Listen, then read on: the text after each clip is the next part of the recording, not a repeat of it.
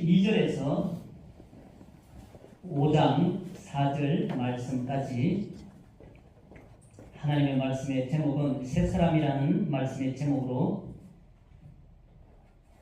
우리 다같이 읽도록 해보겠습니다. 에베소서 4장 22절에서 5장 4절 말씀까지입니다.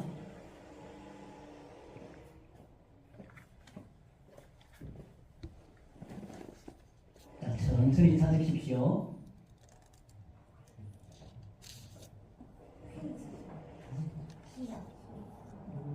페이지로는 315페이지입니다.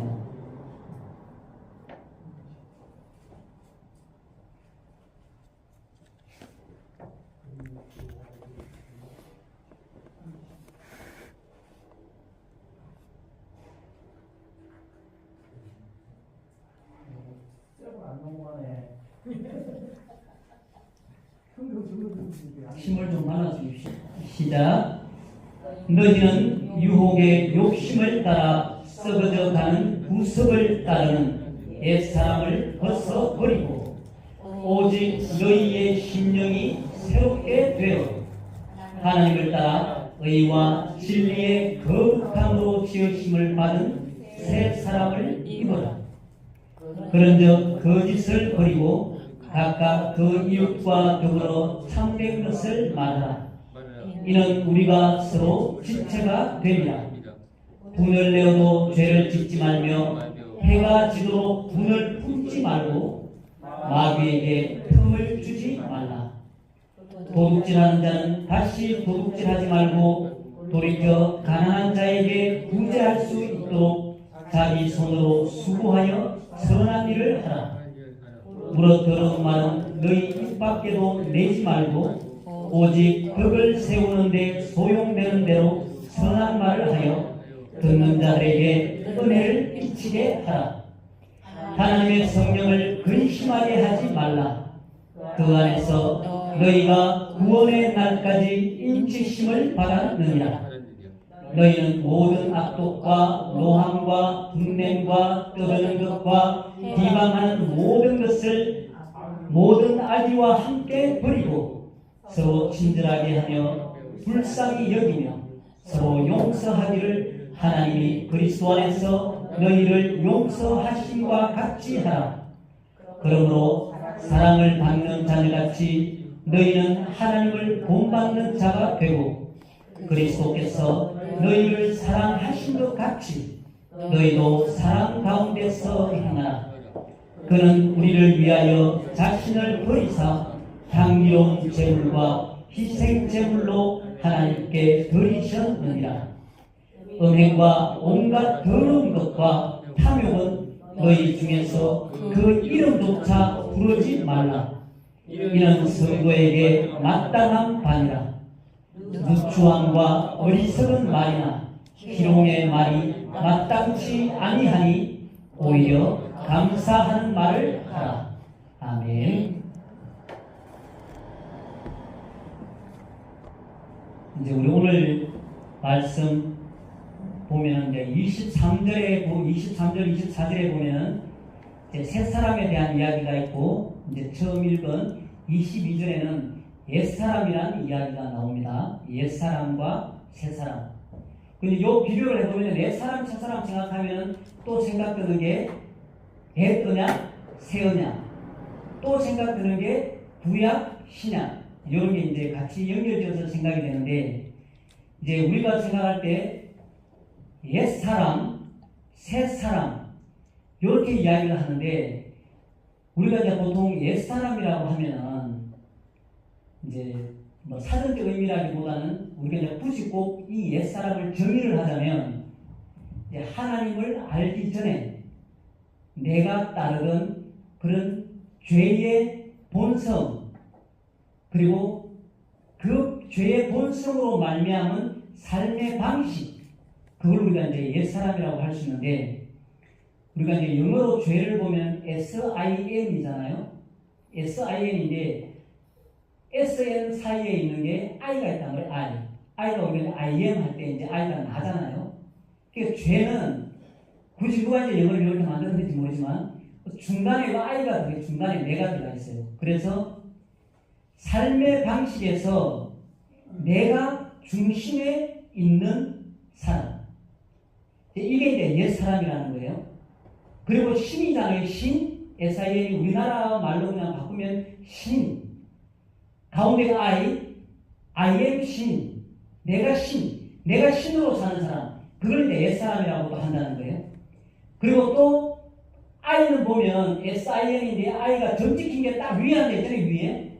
그래서 내가 왕으로 삶의 방식에서 내가 왕의 자리에 앉아있는 사람을 우리가 옛사람이다 이렇게 이야기한다고 볼 수 있고, 또 하나는 내가 세상의 중심인 사람, 그 또한 옛사람이라고 할 수가 있겠습니다. 그리고 가장 중요한 옛사람은 내 위에, 나 위에 그 어떤 것도 존재하지 않는 사람, 그 사람이 바로 옛사람이다. 그런데 결국 그 말은 내가 최고인 거죠. 내 위에는 그 이상 그 어떤 누구도 존재하지 않는 나, 그게 바로 우리가 옛사람이라고 할 수 있습니다. 하나님도 내 위에 없어요. 어떤 창조자든 어떤 능력자든 내가 최고예요. 내가 맨 위에 있는 자리고 내가 아니면 더 이상 의미가 없어요. 그런 옛사람, 그걸 우리가 이제 옛사람이라고 할 수 있겠습니다. 우리가 이제 22절 말씀에 유혹의 욕심을 따라 썩어져 가는 구습을 따르는 옛사람이라고 했어요. 우리 이제 구습은 뭐 오래된 관습, 그리고 뭐 오래된 습관, 그리고 전통적으로 전해 내려오는 그런 하나님을 떠난, 하나님을 향한 일이 아닌 세상을 따르는 그런 구습이라고도 말할 수 있는데, 그러니까 제가 이제 텔레비를 한번 보다 보니까 그 네팔에 그 가디마이 축제라고 있어요. 근데 이 말을 이제 잊어버리지 않고 기억하기 좋은 게, 일본말로 우리가 정장을 말할 때 가다마이라고 하잖아요. 근데 이름이 가디마이 축제예요. 근데 왜 가디마이 축제인가 봤더니, 네팔에서 벌어지는 그 최고의 어떤 힌두교 그런 축제처럼 벌어지는데, 이제 이 가디마이라는 사원이 있대요. 네팔에. 거기에 그 사원을 지어놓고 거기에 여신을 모시는데, 그 가디마이 여신이 있는 그 가디마이 사원, 그 지역에서 벌어지는 축제가 바로 이 가디마이 축제라고 하는데, 자, 이 축제가 유래가 이제 어떻게 시작됐냐면 대략 한 260년 전경에 이 가디마이 이것을 그 신전을 만든 사람이 무슨 일인지는 모르겠지만 이 사람이 이제 감옥에 갇히게 된 일이 생겼나 봐요. 근데 감옥에 갇혔는데 이 가디마이 여신이 이 사람에게 딱 나타나는 거예요. 나타나서 하는 말이, 내가 너를 이 감옥에서 내보내주겠다. 그리고 내가 너를 번영하게 해주겠다. 그런데 조건이 있다. 그게 무슨 조건이냐면 나에게 피를 바쳐라. 그게 조건이었다는 거예요. 그리고 어디에서 나타나냐? 꿈에 나타나서 그렇게 이야기했다는 거예요. 내가 너를 이 감옥에서 내보내주고, 그리고 너를 번영할 수 있도록 내가 도와줄 테니까 네가 나한테 해야 될 것이 있는데, 그것이 뭐냐면 나에게 피를 바쳐라. 그 피를 이 가디마이 여신이 동물의 피가 아닌 사람의 피를 원했대요, 원래는. 그런데 이제 이 사람이 사람의 피는 바칠 수 없으니까 동물의 피를 바치기 시작했는데, 그게 이 가디마이 축제라고 하는데, 또 이제 비판하는 사람들은 사륙제라고 이야기하더라고요. 사륙제. 왜 그런것도 했더니, 그 가디마이 사원 그 주변에서 5년마다 한 번씩 축제라고 해서 벌어지는데, 소를 염소 이런 동물들도 있지만 소를 수천 마리, 수만 마리를 거기다 다 끌고 온대요. 그게 끌고 오는데, 끌고 오면 남자가 그 칼을, 이제 큰 칼을 가지고 그 소의 머리를 자르는 거예요. 목을. 이제 눕혀서 자르고 이런 게 아니고 그냥 서 있는 상태 그대로. 근데 이 소를 목을 내려치는데 좀 날카로운 칼로 남자가 있는 힘을 다 내려치면은 어떻게 보면 소가 좀 덜 고통스럽게 좀 빨리 죽을 수 있잖아요. 그런데 칼날을 일부러 무디게 만든대요. 한 번에 죽지 않도록. 그래서 그 칼을 내려쳐서 그 소의 목을 따르는데 그 사원 그 주변 천지가 다 그냥 머리하고 몸이 다 늘부러져서 피투성이로 되는 그런 걸 축제로 부린다는 거예요. 그래서 지금도 이 힌두 교도들이 이 가리마이 축제 때 이 동물의 피를 많이 바치면 많이 바칠수록 이 여신이 재앙을 막아주고 그리고 소원을 이룰 수 있다라고 믿는데요. 지금도.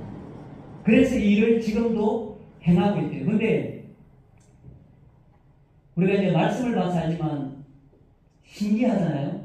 우리 하나님처럼 흉내를 내잖아요. 우리가 이제 번제 이야기도 했고 우리 하나님께서 죄를 씻기 위해서 그 속죄제로 양의 피나 또는 소의 피를 가지고 제단에 뿌려서 그 죄를 사해주는 그 일이 있었는데 여기 있는 가디마이 여신은 우리 하나님께 드렸던 그 제사를 흉내내서 피를 나에게 바치면 내가 너희를 번성케 해주고 내가 너희의 소원을 들어주고 내가 너희들에게 임할 재앙을 막아주겠다. 그걸 지금도 믿어서 5년마다 한 번씩 이 축제를 벌이고 있다는 거예요. 그런데 우리는 하나님을 만나지 못하는 옛 사람으로 살면은 재앙을 막고 소원을 이룰 수 있다는데 만약 소를 잡는 게 대수며 염소를 잡는 게 대수겠습니까? 마음껏 그 일을 할 수 있다는 거예요. 얼마든지 그것이 얼마나 잔인하든 잔인하지 않든 주위의 성과 무슨 말을 하든 나에게 재앙을 막아주고 내 소원을 이루어줄 수만 있다면 그 소야 10마리를 잡든 20마리를 잡든 아무 상관이 없다는 거예요. 이런 유혹을 따라 욕심을 따라 썩어져가는 구습, 전통적으로 내려오는 그런 관습, 이런 것들을 믿고 따르는 것을 바로 우리가 옛사람이라 이렇게 이야기를 하는 것입니다. 그리고 또 한 가지는 우리가 제사 지내는 것도 마찬가지예요. 우리가 이제 보통 우리가 말하는 제사는 조상 제사, 유교 제례 이제 이런 의미로 지금 우리가 이제 받아들여지는데 제사도 보니까 너무너무 복잡해서 다 알지를 못하겠더라고요. 너무 복잡해요. 5대 봉사해가지고 5대 조상까지 제사를 지내긴 하는데 그것도 아무나 그렇게 못 지내고 정성에 있는 사람들 3품 이상 되는 사람들만 5대 조상까지만 제사를 지낼 수 있고 일반인들은 그렇게 안 되고 이런 것도 있고 굉장히 복잡한데 제사들도 이 제사도 처음에는 어떤 왕권을 강화하기 위해서 그렇게 제사가 시작되었다는 이야기도 있고 어쨌든 이 제사 개념도 우리는 하나의 옛날부터 내려오는 썩어져가는 구석. 그래서 지금 오늘날 이 제사도 어떻게 보면은 가족의 화합을 위해서 제사를 지낸다고도 하고 또 조상 숭배의 의미로도 우리가 제사를 지낸다라고도 말을 하지만 결국 지금 현대 시대에서는 사실 복을 비는 것으로 전락을 해버렸죠. 사실 지금 이 시대는. 그래서 저도 이제 어렸을 때 기억나지만 제사상 차려놓고 이제 절하고 이제 음복이라고 해서 술 한잔 이렇게 다 돌리고 이야기를 하잖아요. 보통 할 때 우리 조상님 우리 후손들 건강하게 다 지켜주시고 우리 후손들 진짜 다 무탈하게 해주이소 그러면서 한 잔 딱 돌리고 그랬던 걸 저도 이제 어렸을 때 그런 걸 본 모습이 이제 기억이 나는데 이런 제사도 똑같이 하나님을 떠난 썩어져가는 구석 바로 옛 사람들이 행한 일 중에 하나라는 거예요. 그래서 우리가 고린도전서 10장 20절 우리가 또 다 잘 아는 말씀이지만 한번 찾아보도록 하겠습니다.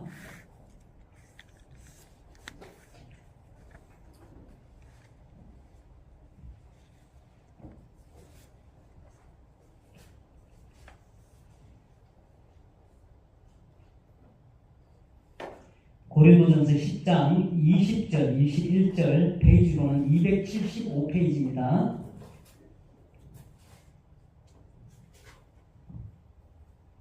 하나님께서는 이 제사를 도대체 뭐라고 말씀을 하시는지 한번 읽어보겠습니다. 근데 제사는 어쨌든 하나님 앞에도 제사를 드렸어요. 동물을 잡아서 제사를 드리고 그다음에 곡식으로도 제사를 드리고 하나님께도 제사를 드렸어요, 분명히. 근데 이제 여기서 우리가 고린도전서 10장 20절에서 말하는 이 제사는 이방인들이 하는 제사, 결국 하나님을 모르는 사람들이 하는 제사, 그것을 말하는 거예요. 275페이지 고린도전서 10장 20절 21절 말씀입니다. 다 같이 읽도록 하겠습니다. 시작. 무릇 이방인이 제사하는 것은 귀신에게 하는 것이요 하나님께 제사하는 것이 아니니 나는 너희가 귀신과 교제하는 자가 되기를 원하지 아니하노라. 너희가 주의 잔과 귀신의 잔을 경하여 마시지 못하고 주의 식탁과 귀신의 식탁에 경하여 참여하지 못하리라. 이 말씀이 하나님께서 하시는 이방인의 제사의 정의예요. 우리가 하는 제사는 귀신에게 하는 것이다. 하나님이 아닌 귀신에게 하는 것이다라고 정확하게 이야기를 하고 있습니다. 그리고 이제 23절에 보면 오직 너희의 심령이 새롭게 되어 하나님을 따라 의와 진리의 거룩함으로 지으심을 받은 새 사람을 입으라라 하고 말씀합니다. 그러니까 옛 사람을 벗어버리고 좀 전에 우리가 이제 봤던 그런 가디마의 축제 같은 그런 말도 안 되는 하나님을 떠난 그렇게 피를 많이 흘리면 내가 잘되고 내 소원이 이루어지는 내가 일어나는 모든 재앙이 다 막아준다는 그런 것들이나 또 제사를 통해서 우리의 복을 빌고 또 조상들이 우리 후손들을 지켜준다는 이런 하나님을 떠난 부성을 따르는 옛 사람을 벗어버리고 그런 일들을 다 치워버리고 너희의 심령이 새롭게 되어 보니까 이 심령이라고 하는 게 여기에서는 마음의 태도, 마음의 자세를 말하는 거예요. 너희의 마음의 태도가 너희의 마음의 자세가 새롭게 되어 하나님을 따라 의와 진리의 거룩함으로 지으심을 받은 새 사람을 입으라. 여기에 거룩함으로 지으심을 받은 새 사람 이야기가 나옵니다. 이제 옛 사람은 벗어버리고 이제 새 사람으로 입어라. 그렇게 말씀하시는데 거룩함으로 지으심을 받은 새 사람이라고 나와 있어요.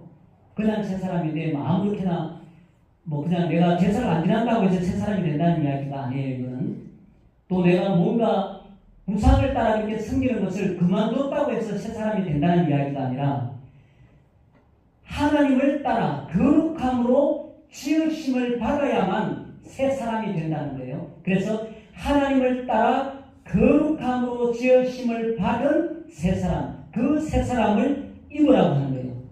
그럼 이 거룩함은 우리가 이 세상 가운데서 구별된 사람, 그리고 이 세상 가운데서 의롭게 된 사람, 그리고 이 세상 가운데서 점도 없고 흠도 없이 하나님 앞에 완전히 깨끗해진 사람을 거룩한 사람, 거룩함이라고 이야기를 하는 것입니다. 그리고 이 새 사람은 바로 새 생명을 가진 자, 그리고 거듭난 자, 그리고 예수 안에 있는 자, 그리고 새로운 피조물, 예수 그리스도의 십자가의 그 피로 말미암아 그리고 그 부활로 말미암아 우리가 하나님 앞에서 이 세상 가운데 구습을 따르던 옛 사람을 다 벗어버리고 이제 구별된 자로 의롭게 된 자로 그리고 점도 없고 흠도 없는 자로 시험을 받은 새 생명, 새로운 피조물, 그리고 거듭난 자, 예수 안에 있는 자, 그 사람을 입으라는 거예요. 그래서 우리가 이제 25절 말씀부터 보면은 과연 이 새 사람을 입은 사람, 새 사람을 입은 자의 마음의 태도, 새 사람을 입은 자의 마음의 자세는 어떠해야 된다는 것을 우리가 지금까지 쭉 읽은 말씀이에요. 자, 그럼 하나님께서 말씀하시는 이 세 사람은 어떤 사람이어야만 새 사람이다라고 말씀을 하는지 우리가 한번 보도록 하겠습니다. 거짓을 버리는 것, 그것을 하나님은 새 사람, 새 생명을 가진 자라고 이야기합니다. 그 이웃과 더불어 참된 것을 말하는 사람, 그 사람을 하나님은 새 사람, 새 생명을 가진 자라고 이야기를 합니다. 그리고 새 사람은 분을 내어도 죄를 짓지 않는 사람이라고 말을 합니다. 또 해가 지도록 분을 품지 않는 사람을 새 사람이라고 이야기를 합니다. 또 하나님은 그 거룩함으로 지으심을 받은 새 사람, 그 새 생명을 가진 사람은 마귀에게 틈을 주지 않는 사람이 새 사람이라고 합니다. 그리고 도둑질하지 않는 사람을 새 사람이라고 말하고, 가난한 자에게 부지할 수 있도록 자기 손으로 수고하여 선한 일을 하는 사람을 새 사람이라고 이야기를 하고 있습니다. 또 29절 말씀에는 더러운 말은 입 밖에도 내지 않는 그 사람을 새 사람이라고 하나님은 말씀하고, 또 선한 말을 하여 듣는 자들에게 은혜를 끼치게 하는 사람을 새 사람이라고 이야기를 합니다. 또 거룩함으로 지으심을 받은 이 새 사람, 새 생명을 소유한 사람은 하나님의 성령을 근심하게 하지 않는 사람이라고 이야기를 하고 있습니다. 그리고 또 이 새 사람은 모든 낙도, 노함, 분냄, 떠드는 것, 비방하는 것, 이 모든 것들을 악의와 함께 다 버려버리는 사람을 새 사람이라고 하고 새 생명을 가진 사람이라고 이야기합니다. 그리고 하나님께서 말씀하시는 새 사람, 새 생명을 가진 사람은 서로 친절하게 합니다. 그리고 서로 불쌍히 여기는 사람입니다. 그리고 서로 용서할 줄 아는 사람을 새 사람이라고 이야기하고 있습니다. 또 5장 1절에 가서는 거룩함으로 지으심을 받은 이 새 사람, 새 생명을 가진 사람은 하나님을 본받는 자로 사는 사람이라고 이야기합니다. 그리고 그리스도께서 우리를 사랑하신 것 같이 우리도 사랑 가운데서 행하는 사람을 새 사람이라고 이야기합니다.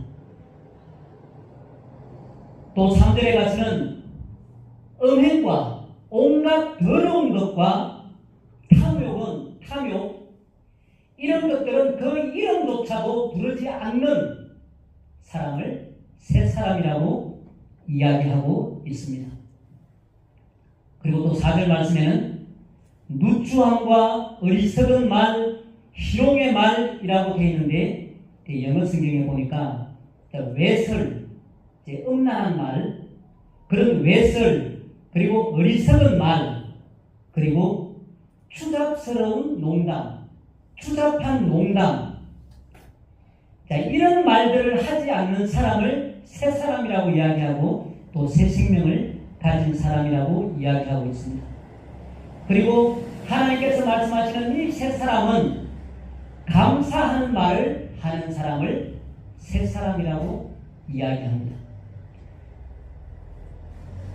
우리가 오늘 말씀이 옛사람하고 새사람에 대한 이야기지만, 옛사람은 지금 우리가 새사람에 대한 이야기를 쭉 봤지만 옛사람은 이렇지 않다는 거예요.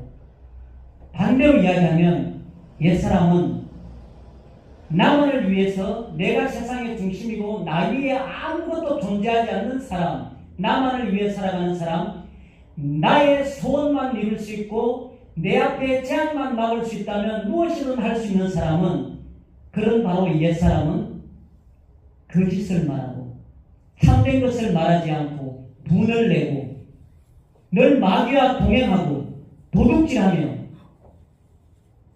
가난한 자에게 구제하는 것이 아니라 오히려 뺏으며 압제하며 더러운 말을 날마다 하고 살며 선한 말을 하지 않고 듣는 자들에게 은혜를 끼치지 않고 아무 하나님의 성령과 관심이 없고 상관이 없고 악독으로 살고 분명으로 살고 떠드는 것과 비방하는 것 모든 나귀와 함께 사는 사람, 친절하지 않으며 불쌍히 여김이 없고 용서하는 것도 없고 하나님을 본받는 것조차는 말이 안 되는 이야기고 사랑도 말이 안 되고 음행과 온갖 더러운 것 탐욕 그런 것들과 함께 살며 외설 어리석은 말 추잡한 농담을 하고 살며 감사가 없는 삶을 바로 옛사람이라고 이야기합니다.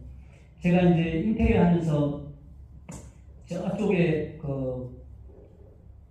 저 위에 동네 이제 상발스 밑에 있는 동네에 이제 일을 하러 가는데 이제 사람을 데리고 가야 될 상황이 생겼어요. 근데 그때 이제 목수일 하시는 분하고 이제 다 나랑 하고 다 세 사람이 이제 차를 타고 가는데 그때 거의 한 20년 전 이야기니까 그때 제 나이 20년 전이니까 한 40 정도 됐을 때 같이 타고 가신 분은 제가 봤을 때 정확한 나이는 모르지만 한 55, 60 정도 제가 이제 기억할 때 그 정도 나이를 기억하거든요. 제가 차를 탔어요. 이제 뭐 좀 썰렁하다고 해서 아직 모르는 사이니까. 근데 이야기를 시작하는데 저는 진짜 세상에 이런 사람도 존재하는구나를 제가 그때 처음 깨달았어요. 왜냐하면 말을 꺼내서 말을 시작하는데 말의 시작에 욕이 먼저 나와요. 이제 말 중간에 가다가 욕이 또 한 번 나와요. 말이 끝나는 지점에서 욕이 한 번 나와요. 그리고 또 이제 다른 내용을 가지고 이야기를 하잖아요. 자, 시작하는데 또 욕이 나와요. 중간 가다가 욕이 하나 나오고 끝이 나서 또 욕이 나와요. 한 40분, 50분을 가는데 그분이 한 이야기 한 20분 정도 이상 한 것 같거든요. 처음부터 끝까지 기억나는 욕밖에 없어요. 욕밖에. 그래서 저는 이게 가능하구나. 그때 당시에 이게 가능하구나. 이게 습관이 됐든 뭐가 됐든 정말 이게 가능하구나. 현실적으로. 그때 제가 그걸 처음 느낀 거예요. 그래서 우리 옛사람으로 살 때는 무엇이든지 다 가능한다. 무엇이든지 내가 하고 싶은 대로 내가 행하고 싶은 것 마음대로 다 할 수 있고 내가 내 소원을 이루고 내가 어떤 성공의 자리에 올라갈 수 있다면 어떤 누구를 짓밟아도 거기에 개의치 않고 내가 편안해지고 내가 세상에서 명예를 얻을 수 있다면 어떤 길이든 서슴지 않고 갈 수 있는 것이 하나님을 떠난 그런 옛사람으로 사는 사람의 모습이 그런 모습이라는 겁니다.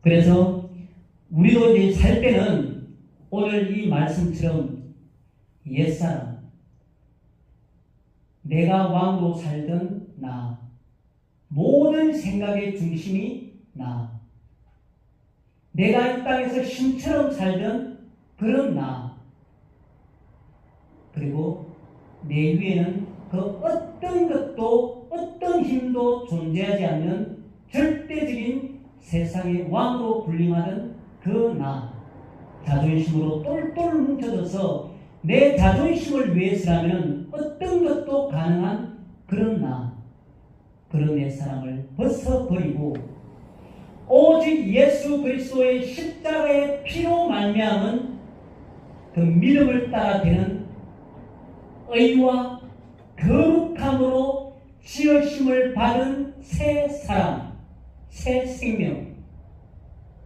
이제 이것을 우리가 입은 사람이라고 우리가 고백하고 이제 우리가 그런 새 생명을 가진 자라고 하나님 앞에서 고백하는 사람들로 우리가 모였으니 오늘의 말씀처럼 이렇게 거짓을 버리고 참된 것을 말하고 분을 내어도 죄를 짓지 않고 마귀에게 틈을 주지 않고 도둑질하지 않고 자기 손으로 수고하여 선한 일을 하고 더러운 말은 입 밖에도 내지 않고 듣는 자들에게 은혜를 끼치는 선한 말을 하고 하나님의 성령을 근심하게 하지 않고 모든 악독을 버리고 노하고 분내는 것을 버리고 떠드는 것과 비방하는 것을 버리고 모든 악의를 버리고 서로 친절하게 하며 또 서로 불쌍히 여기며 서로 용서하며 하나님을 본받는 자가 되고 사랑 가운데서 행하는 사람, 그리고 음행과 온갖 더러운 것과 탐욕은 그 이름조차도 부르지 않는 그런 세 사람, 외설이나 어리석은 말이나 추잡한 이런 농담도 하지 않는 하나님 앞에 감사하는 말을 하는 그런 세 사람. 하나님은 우리에게 그런 새 생명을 가진 사람이고 너희는 새 사람을 입은 사람이라고 말씀하시면서 이렇게 우리에게 살라고 하시는 거예요. 새 생명을 가진 자들은.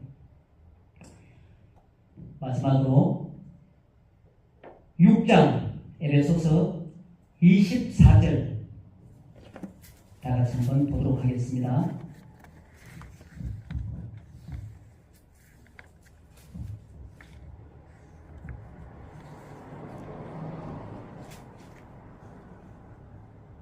(6장 24절) 우리 주 예수 그리스도를 변함없이 사랑하는 모든 자에게 은혜가 있을지어다. 아멘.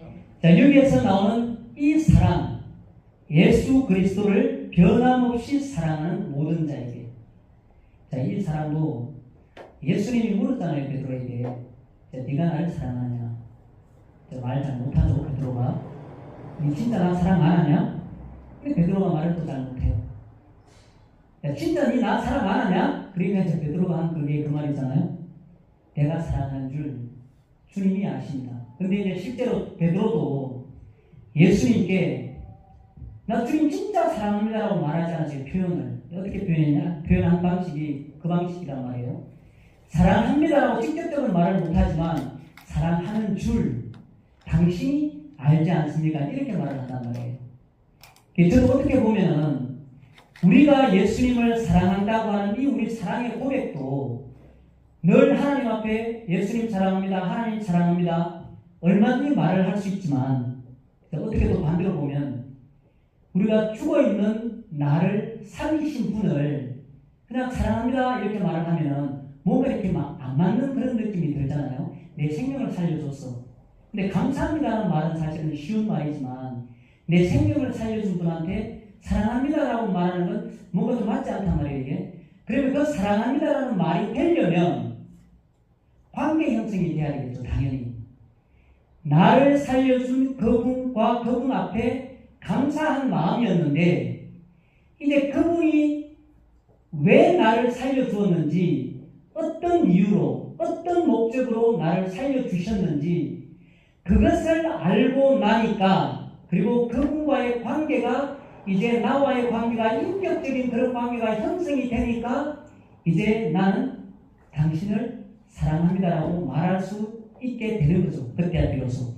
그래서 우리가 하나님 앞에 천지를 창조하신 우주 만물을 창조하시고 다스리는 하나님 앞에 우리가 하나님 사랑합니다라고 당당히 이야기하기가 사실 쉽지가 않은 거죠. 어떻게 보면. 왜냐하면 두려움의 존재고 하나님은 정말 우리가 경외해야 될 그런 존재인 하나님 앞에 당당하게 사랑합니다라고 고백하기는 쉽지는 않아요. 그렇지만 하나님께서는 분명히 말씀하시기를 너희는 마음을 다하고 목숨을 다하고 뜻을 다하여 주 너의 하나님을 사랑하라. 그리고 이웃을 사랑하라고 하셨는데 이 사랑하라는 말의 의미가 우리가 남녀 사이에 사귀면서 말하는 사랑합니다. 그런 차원의 사랑의 의미일 수는 아닐 확률이 크다는 거예요. 그래서 하나님을 사랑한다는 이 사랑은 경외함으로 그분이 하신 그 모든 일을 내가 받아들이고 그분을 나의 아버지로 받아들일 때에 내 속에 나오는 그 어떤 사랑의 감정, 그것을 말하는 사랑이라고 생각합니다. 우리가 오늘 지금 금방 읽은 6장 24절에 우리 주 예수 그리스도를 변함없이 사랑하는 모든 자에게 은혜가 있을지어다. 아멘. 그래서 우리의 삶이 하나님 앞에 어떤 인생, 어떤 삶, 어떤 형편의 처해 있더라도 변함없이 예수 그리스도를 사랑하는 자, 그런 새 생명을 가진 자, 그런 새 사람으로 우리가 하나님 앞에 가는 그날까지 끝까지 설 수 있기를 예수님의 이름으로 축복합니다. 아멘.